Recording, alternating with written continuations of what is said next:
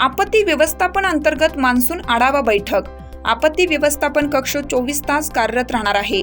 Monsoon पूर्व उपाययोजना पूर्ण झाली, प्रशासन अलर्ट मोडवर। शुभम गुप्ता आयुक्त। आज दिनांक 6/6/2024 रोजी माननीय आयुक्त तथा प्रशासक शुभम गुप्ता यांच्या उपस्थितीत बैठक आयोजित करण्यात आली होती। आपत्ती व्यवस्थापन कक्ष कार्यान्वित करण्यात आली असून आजपासून पूर्ण क्षमतेने 24 तास दक्ष असणार आहे। सर्व संबंधित अधिकारी यांनी मान्सून परिस्थिती लक्षात घेऊन आजपासून सर्व उपाययोजना करण्यासाठी दक्ष राहण्याचे, विनापरवाना रजेवर जाणारे अधिकारी कर्मचारी यांच्यावर विना नोटीस कारवाई होणार असे आदेश माननीय आयुक्त तथा प्रशासक शुभम गुप्ता यांनी दिले आहेत। सांगली, मिरज आणि कुपवाड महापालिका क्षेत्रातील 95% नाले सफाई पूर्ण झाली आहे।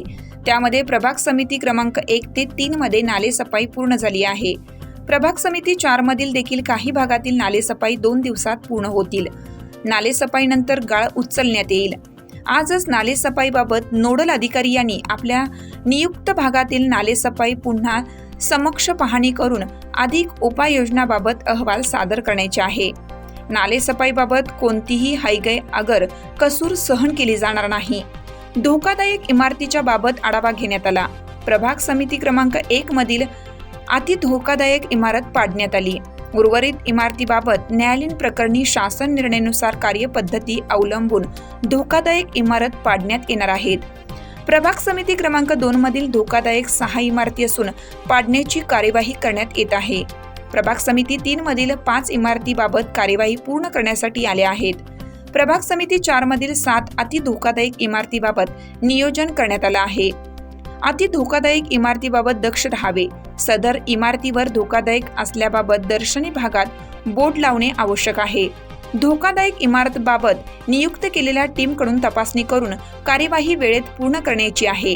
पोलीस यंत्रणेच्या आवश्यकतेनुसार सहकार्य घेण्यासाठी सूचना दिल्या आहेत। विनापरवाना 27 होर्डिंग काढून टाकण्यात आले आहेत। यापुढे विनापरवाना होर्डिंगच्या मालकावर गुन्हे दाखल करणे, अहवाल सादर करण्याचे आदेश दिले आहेत।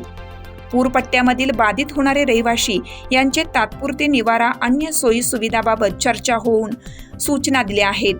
पशुधनाबाबत देखील खबरदारी घेण्यात येणार आहे। पूर परिस्थितीत पूरबाधित क्षेत्रातील वाहनांचे पार्किंगबाबत पोलीस यंत्रणा यांच्याशी समन्वय साधून पुढील सूचना देण्यात येणार आहेत।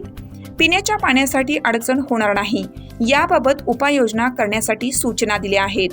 पूर ओसरल्यानंतर करावयाची उपाययोजनाबाबत सविस्तरपणे नियोजन करण्यात आलं आहे। सदर बैठकीस अतिरिक्त आयुक्त रविकांत अडसूळ, उपायुक्त शिल्पा दरेकर, वैभव साबळे सर्व अधिकारी उपस्थित होते। हिरकणी न्यूज करिता शरद गाडे, सांगली। चालू घडामोडींचे अपडेट्स जाणून घेण्यासाठी आपल्या हिरकणी न्यूज चॅनलला सबस्क्राईब जरूर करा। लाईक करा, कमेंट करा आणि शेअर करा। बेल आयकॉनवर प्रेस करा आणि नोटिफिकेशन्स मिळवा।